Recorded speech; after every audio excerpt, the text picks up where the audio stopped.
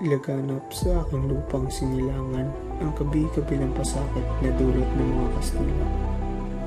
Saksi ako sa mga unos na ito. Ang mga dumadanak na dugo ng mga inosenteng Pilipino na kinuha ng makasalanang tao. Bagamat alam ko sa aking sarili na ako'y hindi isang mandirigma, ngunit ang aking panulat ang magsisilbing sandata ng aking pagmamahal sa inyong bayan. At ito ang magdudugyok upang mamulat ng mga natutulog na damdamin ng iyong sisiklo. At simulan natin sa kwartong ito.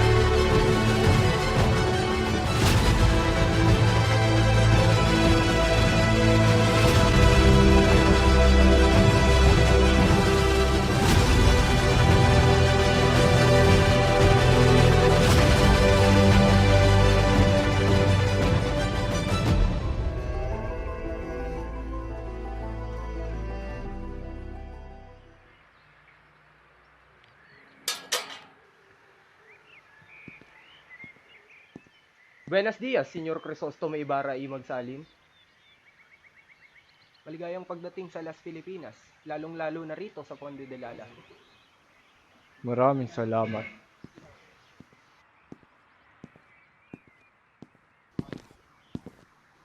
Iyo, maligayang pagbabalik. Kamusta naman ang iyong paglalakbay? Nakakapagod, ngunit hindi ko naramdaman ito. Napawi lahat ng hirap at pagod simula ng pagtapak ko muli sa ating bayan. Mainam naman kung ganun. At si Maria Clara, kamusta naman po ang inyong anak? Huwag kang magalala, Ibarra. Pagkat ako'y nakatiyak na sabik na rin si Maria Clara makita at mausap ka. Hindi na po ako mapaghintay. Ayun na.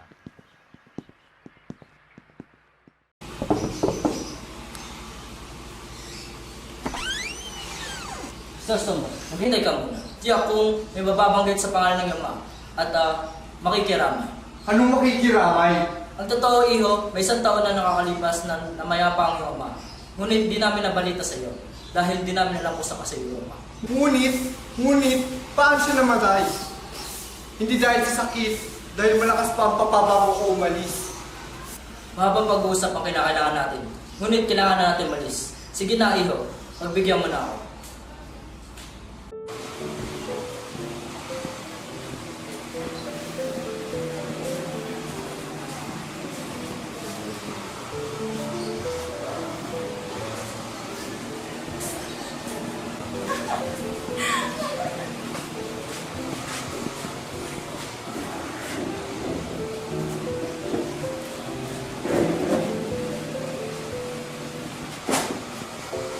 Magandang gabi sa inyong lahat. Kinararangal ko ipakilala sa inyo si Senyor Crisostomo Ibarra, ang anak ng aking kaibigan na yumawa.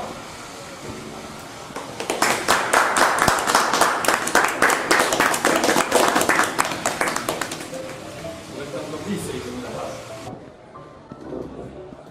Magandang gabi.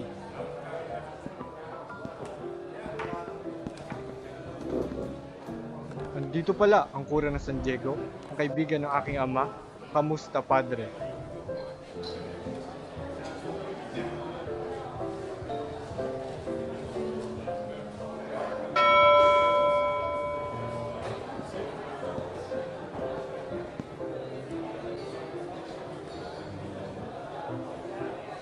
Ipasok na ang tinolang manok. Madali!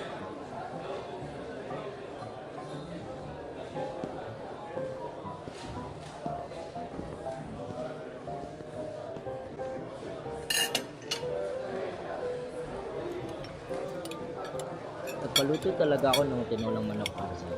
Batid kong matagal mo nang hindi ko natin. Alam nyo, sa lahat ng pagkain dito sa Las Pilipinas, itong tinola ang pinaka-paborito.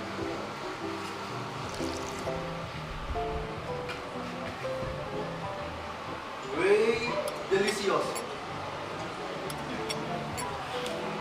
Mali ho ba ang pagkakilala ko sa inyo kanina na kayo ay si Padre Damaso? Tama, ako nga. Pero ni kailanman na hindi ko naging kaibigan ng iyong ama. Wala akong kaibigan isang erehe at isang pilibustero. Ngunit hindi totoo yan. Mabuting tao ho ang aking ama. Ganyan ba ang isang asta ng binata nag-aral sa Europa? Bastos!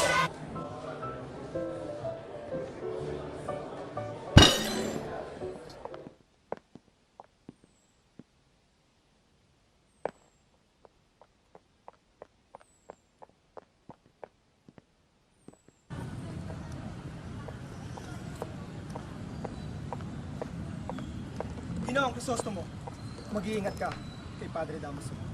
Matuto ka sana sa nangyari sa iyong ama. Nagkaroon siya ng matinding kaaway at siya ang naging dahilan ng pagkakabilanggo. Ano? Nakulong ang aking ama? Imposible. Marangal at respetadong tao ang aking ama. May isang artilyerong naalis pagkasundalo dahil sa mas maugali. Inalipusta niya isang paslit. Nang makita siya ng iyong ama, hinawakan niya sa basic at saka minura at ang ulo nito ay bumagsak sa baro. Ano pang hinahantay mo? Huliin mo siya! Atarlo, Hilavarlo, Alacarcel! Sandali, hindi ko nais ang nangyari. Pinagtanggol ko lang ang aking sarili, amigo. Huwag mo akong tawaging amigo. Wala akong kaibigang katulad mo. Huliin siya! Ora mismo!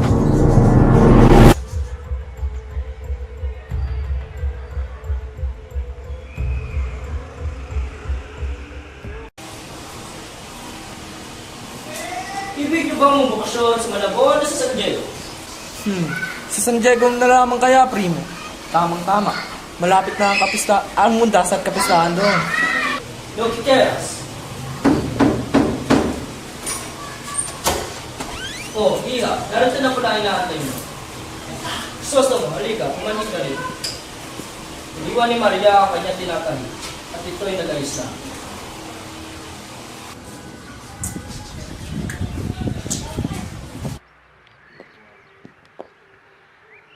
Hindi mo man lamang ba ako tatanungin kung ano nangyari sa akin 7 taong pagkawala? Batid ko'y kirami na ng tao ngayon nakilala. Nakakaalala ng pagkaka. Lalo na't maraming maririgit at pagkabilihan sa iyo. Marami. Oo.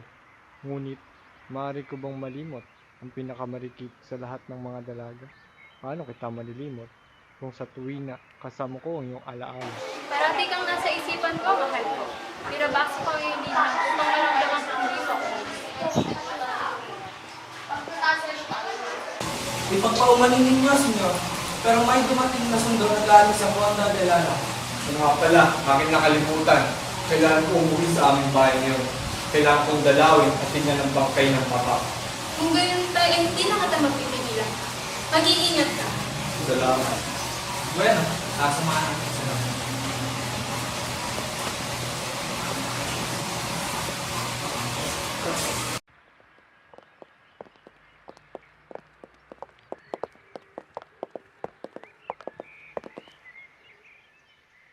Saan kayo paroroon? Sa Biatera po upang kunin ang aming gamit. Magbabakasyon kami ng inaanak mo sa San Diego. Nang hindi ko nalalaman. Kung gano'n tignan natin kung sinong mas makapangyarihan, ha? May mahalaga tayong pag-uusapan tungkol kay Maria Clara at sa anak ng Erehe at Filibustero. Sumunod ka sa akin.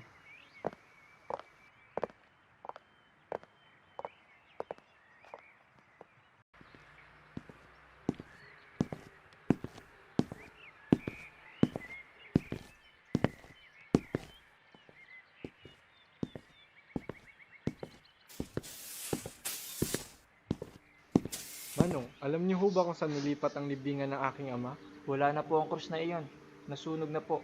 Wala na din po dyan ang bangkay ng iyong ama. Bakit nga wala? Sino nag-uutos sa inyo? Inutuso sa akin ng kura na kukain ng bangkay ng iyong ama at ipilibing sa libingan ng mga incheck. Ngunit umuulan po ng araw na iyon. Kaya naisip ko na lamang po na itapo ito sa ilaw kaysa ilibing ito sa libingan ng mga incheck.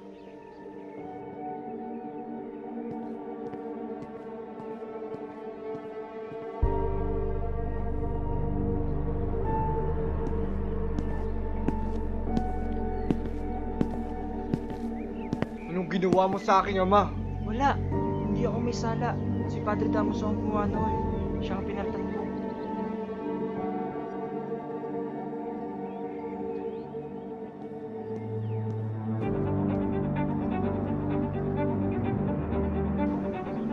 Isang matandang lalaki ang malimit makitang palibot-libot sa mga lansangang waring walang tiyak na patutunguhan. Kilala siya bilang Don Anastasio na lalong kilala na Pilosopo Tasio. Sa mga mangmang, siya'y Mang Tasio o Balin.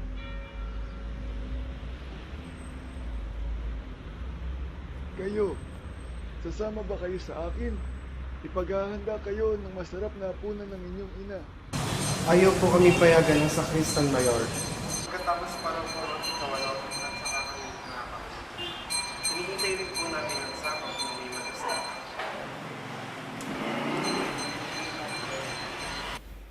Mag-iingat kayo. Huwag kayong lalapit sa kampana kapag kumikidlat.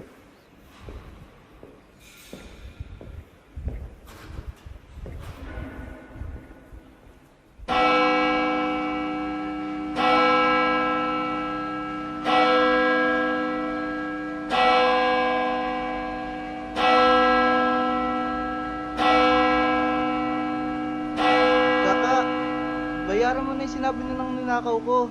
Bayaran mo na, kaka. Binayaran ko man yun, wala nang kakainin si Inang. 2 piso lamang ang sasahurin ko sa buong ito. 3 beses na akong minultahan, ang 2 pansang ninakaw mo, sabi ng sakristang mayor, ay katumbas na 32 piso. Mabuti pa nga kinuha ko yun. Ang sabi ng kuray, papatayin niya ako sa palo kapag hindi ko nailabas yung kinuha kong ginto. Kung talagang kinuha ko yun, ay mailalabas ko yun. Kung maniwala man si Inang, ikaw na ang bahala magsabi na sakristan mayor ay nagsisinungaling. Sinungaling silang lahat. Sinasabi nilang magnanakaw tayo dahil sugarol ang ating ama. Crispin! Ikaw, Crispin, hindi ka makauuwi hanggat hindi mo na ibabalik ang perang ninakaw mo. Kaka, papatayin nila ako. Wag mo ako pabayaan, kaka.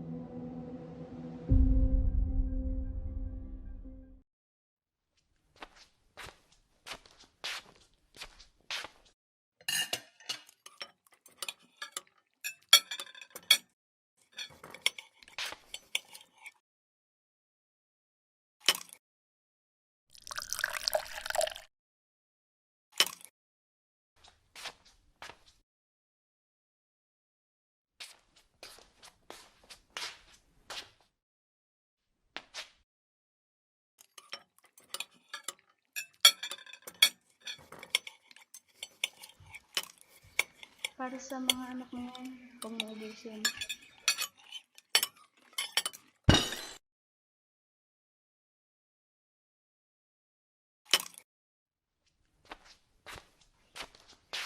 Magtira ng piso sa sauri ni Basilio. Ha?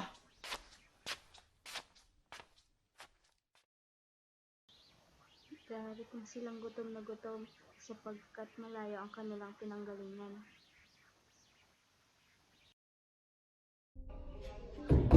Nay! Nay! Basilio? Anak ko! Anong nangyari sa iyo, anak? Nasaan ang kapatid mo? Naiwan mo sa kumbento. Ayaw kong paalisin. Pero, bakit ka may sugat sa ulo mo? Nasa si Crispin, bakit siya nabintis sa kumbento? Napagbintangan kong nagnakaw ng ilang ansang ginto. Ha? Ano? Halika mga dito sa ako.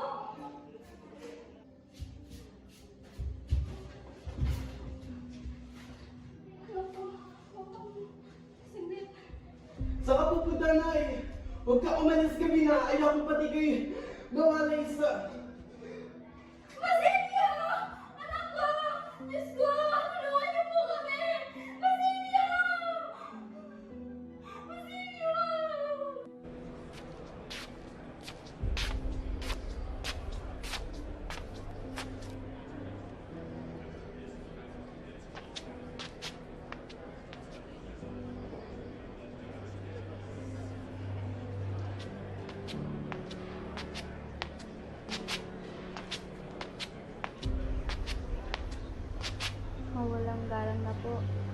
Maaari kong makausap ang kura.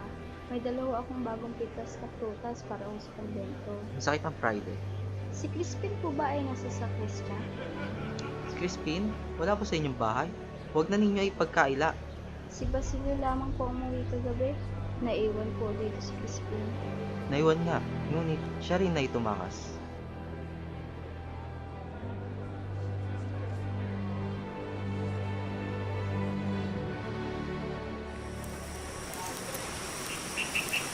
Mabuti! At di nasayang ang pagpunta namin dito. Bueno, sabi ka ng totoo. Hindi ay gagapos ka namin sa punong iyon at babarilin. Nasaan ang mga anak mo? Ginoo, hindi ko po alam. Yan ang totoo. Kung gayon ay nasaan ang mga salapi na dinala ng iyong mga anak? Anong salapi?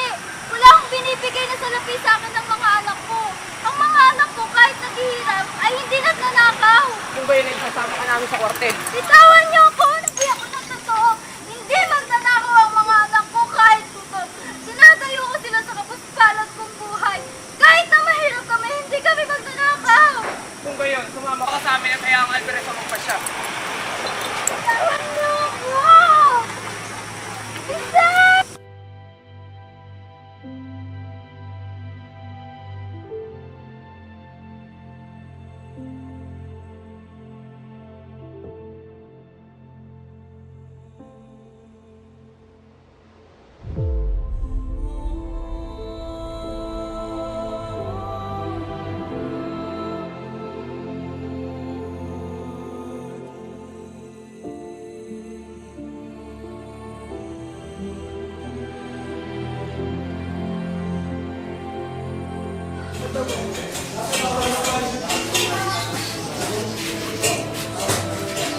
Iyan ay kaugbukan lamang na lumang mura. Kung nais nyo makuha ang pera, ay kunin nyo to kay San Antonio.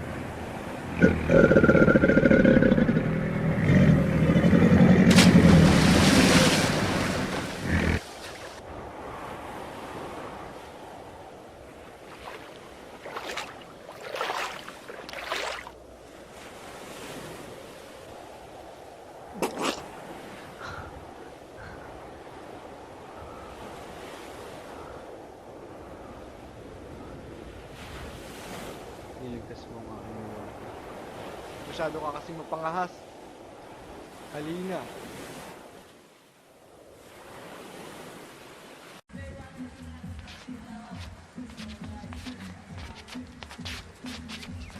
Okay, nakita. Bakit mo binigay yun? Wala akong maisip na maibigay. Hindi nga magagamit yun sapagkat siya ay nagparang pinangingilaga. Hindi ka na nga.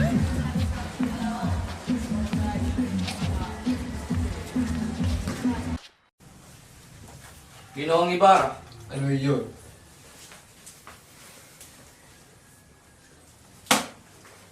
Sige, iyong papasukin.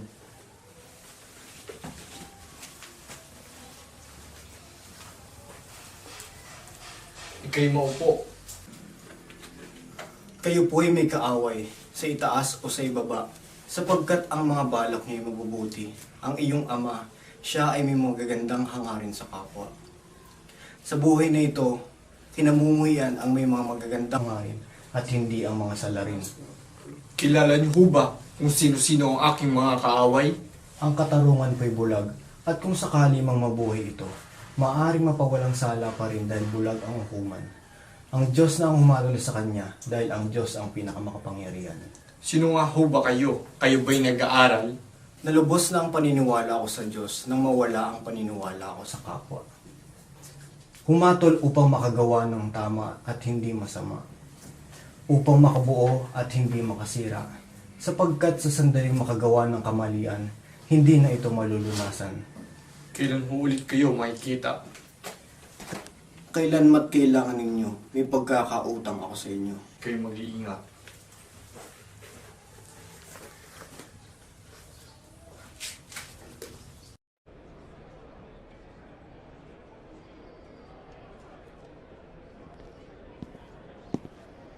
Magandang araw, Padre. Upo po kayo.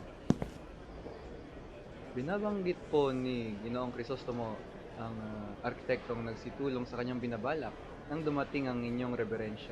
Ako ay walang kamuangan sa mga arkitektura, ngunit aking binabaliwala ang mga arkitekto at dinudusta ang mga mangmang na nagpapagawa sa kanila. Ngunit, ang isang paralang tulad ng ipatatayo ni Ginoong Ibarra ay nangangailangan ho ng isang dalubhasa. Ano bang dalubhasa?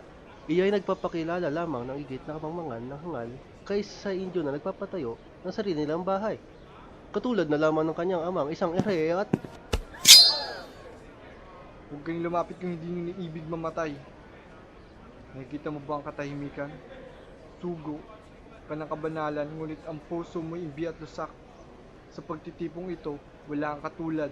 Ni isa wala ang pinahalagahan. Huwag kayong lumapit. Nilapastanganan niyo ang aking ama. Nilapastanganan ng kanyang libingan at ako ang kanyang anak ay pinag-uusig. Crisostomo!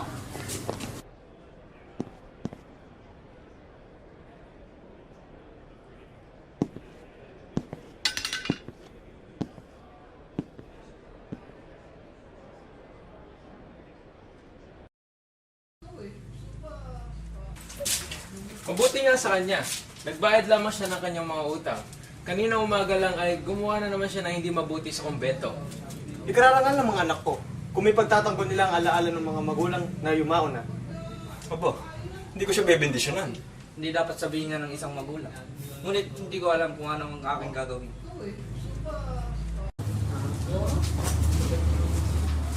Mahalan.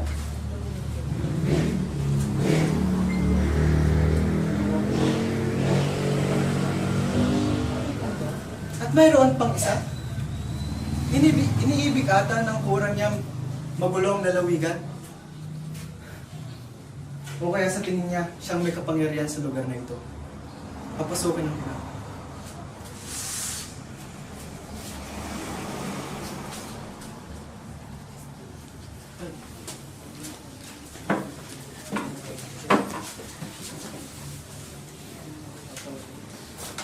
Nais kong kausapin at pasalamatan kayo para sa mabuting bagay na inyong ginawa. Isusulat ko sa hari ang aking kahilingan na kayo'y pasalamatan at bigyan ng nararapat na pabuya. Ngunit Ginoo?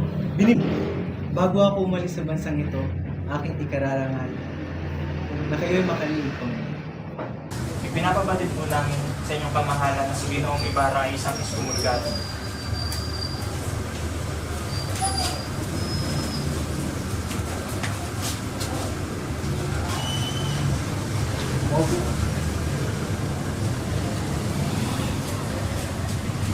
Sino po itinuturi sa puso ng isang lalaking utang na loob hanggang kapuli ang pagkakulang sa akin ng isang sugo ng hari. Huwag na kayo mag-alala tungkol sa di pagkakaunawaan niyo ni Padre Damaso. Hindi kayo maapektuhan habang ako ang namumuno sa Pilipinas. Ang inyong ekskomunyon ay papakialaman ko sa arsobispo. Hangad ko ang kaligayahan ng ating bayan. Ang pamahalaan ang susi nito. Kung napatunayan ninyo ang aming kahirapan, naway nakita nyo ang aming paghihirap at pagsisikap.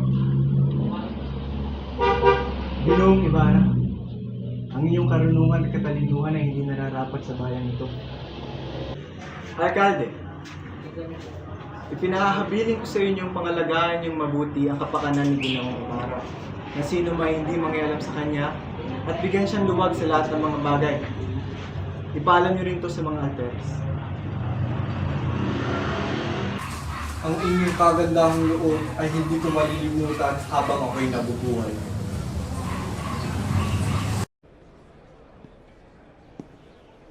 Padre, ang aking pinsan. Pinapakilala namin, Alfonso, Padre. Ako po si Alfonso Olianares na inaanak ng inyong bayaw. Ikaw pala ang inaanak ni Carlicos. Ako'y nakatanggap ng liham ukol sa iyo, ngunit hindi kita nakilala.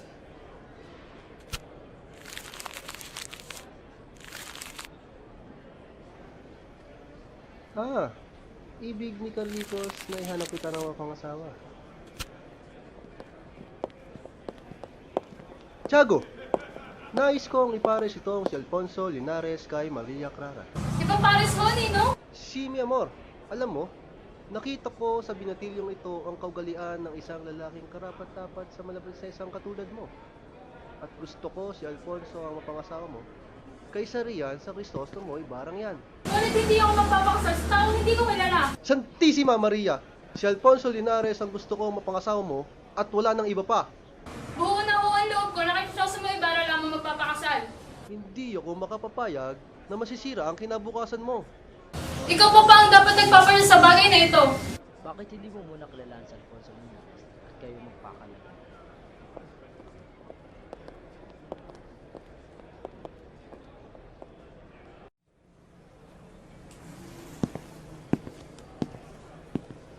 Mabuti na lamang at hindi nyo binigyan ng pahintulot at mag-usap muli sila ng iba. Kung magkataoy, panigurado ang lulubhanan ng kanyang sa Kundi dahil sa aking esposo ay marahil malaon na nasa langit ng malaga. Bakit di nyo subukang basahin ang banal na kasulatan? Kasi sabi nga pong umpisa lang pinakamabisang gamot. Kung gayon pa man ay bakit hindi niyo pagalingin ang may bahay ng Alperes sa pamagitan ng inyong makapangyarihang pangumpisal? Ngayong gabi, ihanda si Maria Clara upang sa kanyang pangungumpisal. Tutulungan siya ni Betty ko upang bumilis ang kanyang paggaling.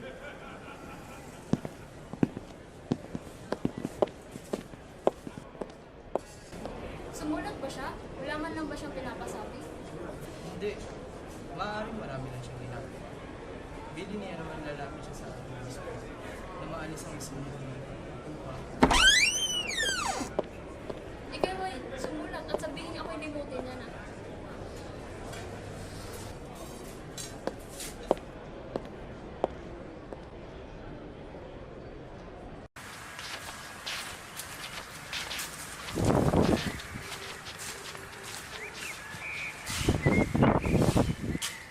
Nakausap mo na ba si Elias?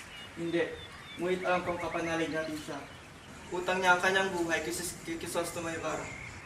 Sumama ako sapagkat ang asawa ko ay ginagamot na Ginoong Ibarra. Sasalakay ako sa kumbento upang makaganti sa kura. Napakalaki ng puso ni Ginoong Ibarra. Tinulungan niya ako may paggamot ng aking asawa sa Manila. Sasalakay kami sa kwartel upang patunayan ng aming ama na may anak na kayang lumaban at tumindig. 5 kaming sasalakay, sapat na iyon.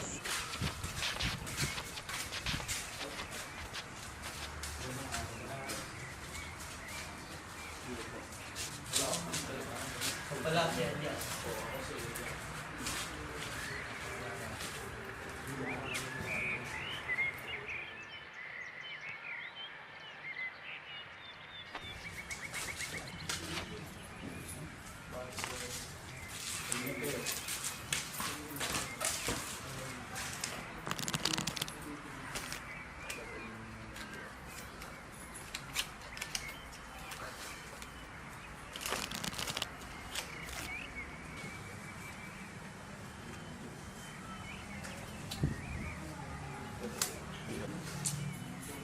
Yes na naman. Yan.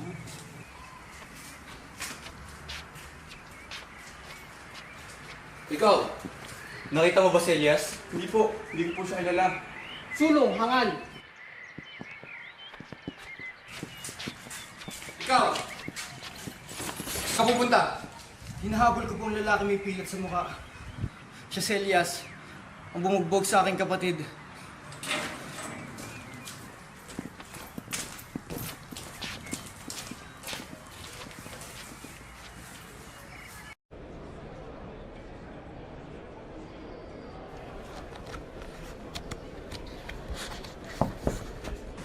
Pasok.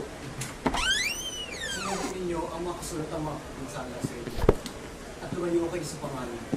At bakit? Sapagkat nabatid ko ngayong araw na magkakaroon ng isang pag-aalsa at ikaw ang tinuturong puno upang ikay masawi. Diyos ko. Kumilos na kayo ngayon din. Saan ako paroroon? Magkikita kami ngayong gabi ni Maria Clara. Kahit saan, huwag lamang dito.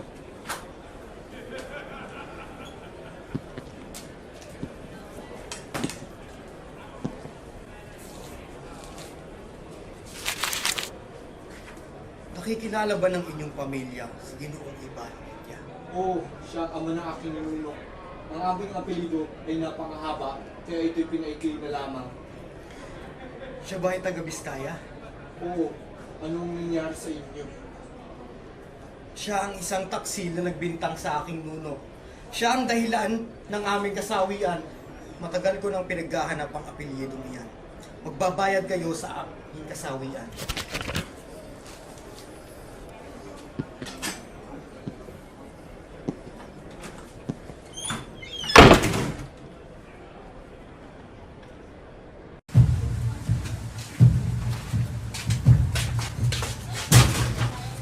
Sa ngalan ng hari, buksan mo ang pintuang ito.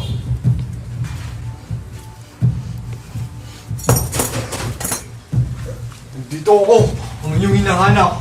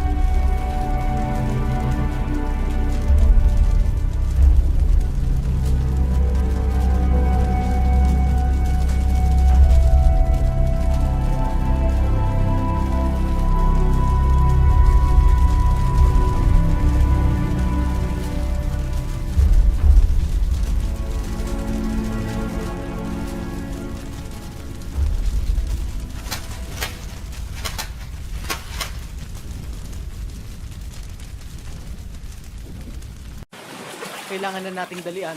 Anumang oras na susundan na tayo ng mga gwardya. Andiyan na sila! Mukhang nakita na nila tayo. Ang mga mata ko'y nakikita na nakasusuklam na bulok na nagwawasak ng ating libunan at nangangailangan ng lunas. Sila ang lumikha ng aking pagiging salarin.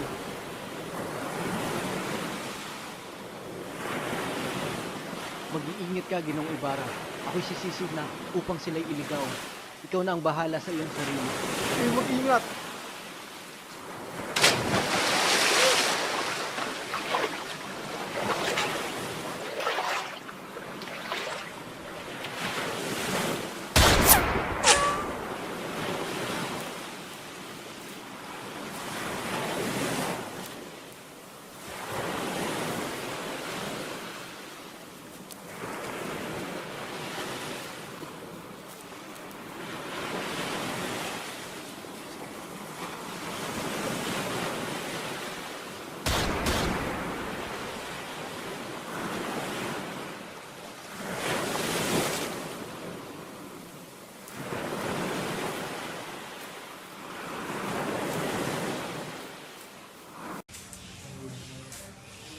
Sa lalawigan pa ako nang galing, anak ko, upang masaksiyan ang iyong kasal.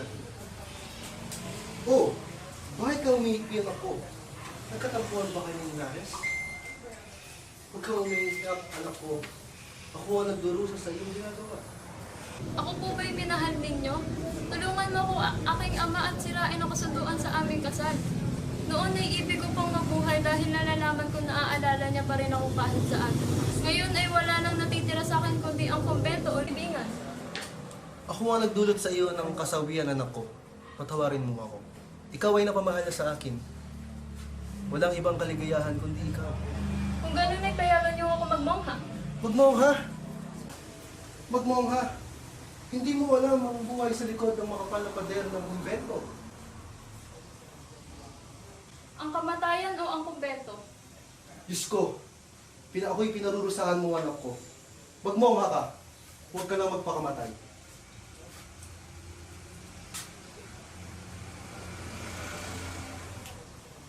Diyos ko, ako ang iyong paghigantihan.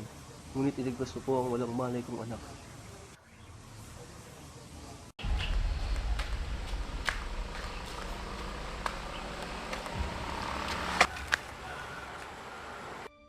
Sa parang ano, yung marami yan na palengke.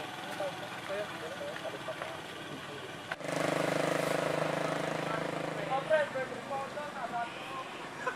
Matadali ka? Sabi mo, mamatay na.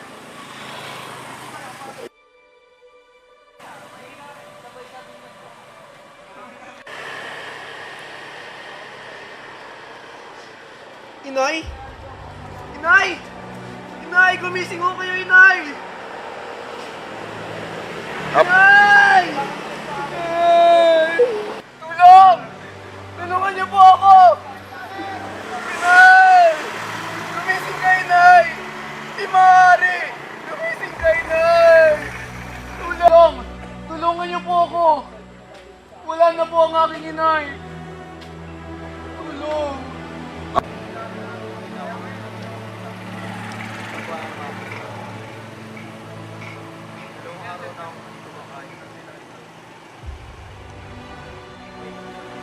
Marahil hindi na ako.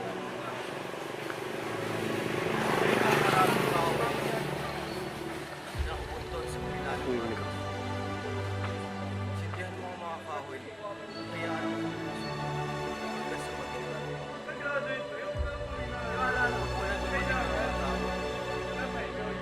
Umukay ka rin.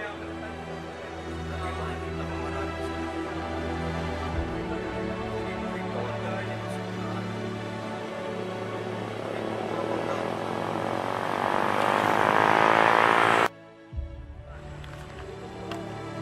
Hindi na ako magtatagal.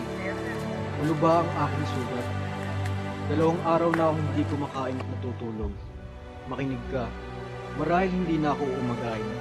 Kunin mo ang maraming kahoy na nakabuntong sa kabila ng batas. Sindihan mo ang mga kahoy at hayaan mong kami masunog hanggang sa maging abo. Kapag walang ibang mga taong dumating, umukay ka rito at makikita mo ang maraming salapi. Kunin mo at gamitin mo sa pag-aaral. Kunin mo ang mga panggatong. Hindi na kita matutulungan. Isang linggo bago maging ganap na mongha si Maria Clara, si Kapitan Tiago'y nakaramdam ng panghihina kaya nangayaya. Kinahumalingan niya ang liyampo, sabong at paghit-hit ng apyan. Palagi siyang makikita sa tindahan ng chino. Payat, naninilaw ang balat, inaantok, laging marungis at kung tumingin sa mga tao'y wari hindi nakakakita. Si Doña Victorina ay nagdagdag pa ng piluka upang manatili sa pagpapanggap niyang taga-Andalusia. Siya ngayon ang nangungutsero ng karwahe at si Don Tiburcio'y hindi na niya pinagagalaw. Gumagamit na siya ng salamin at hindi na natatawag upang manggamon at madalas na walang pustis. Ang alperes na taglay ang katungkulang Teniente Grado Komandante ay umuwi na sa Espanya at iniwang nanlilimahid ang asawa. Walang malinaw na balita kay Maria Clara.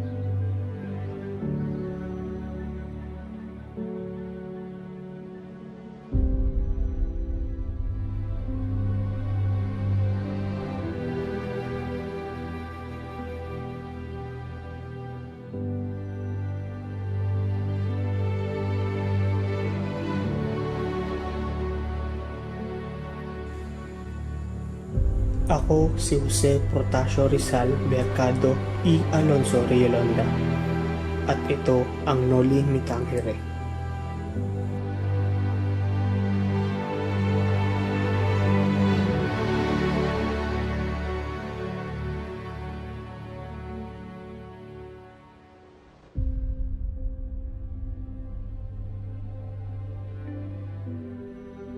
Hindi dahil sa sakit, dahil malakas pa ang papaba mo kung umalis.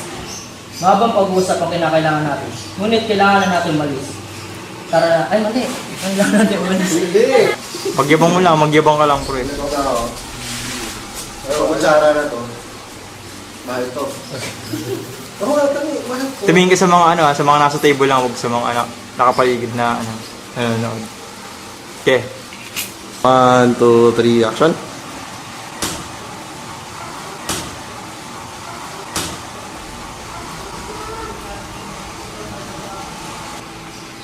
Uy, dalis ta.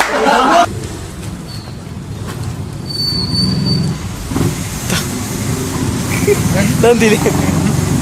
Kasi gawas. Ang Diyos ang humatas.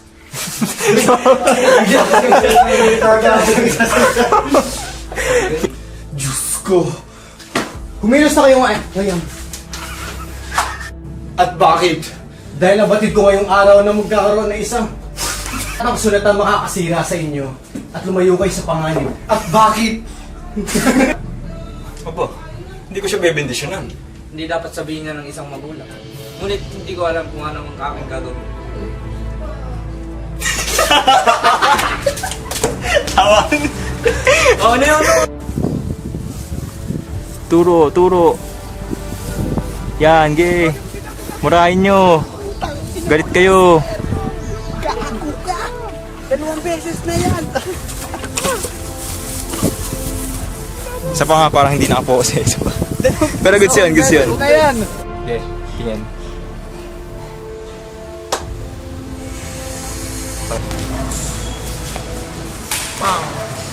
Uy, kawawa. Uy, hinapas.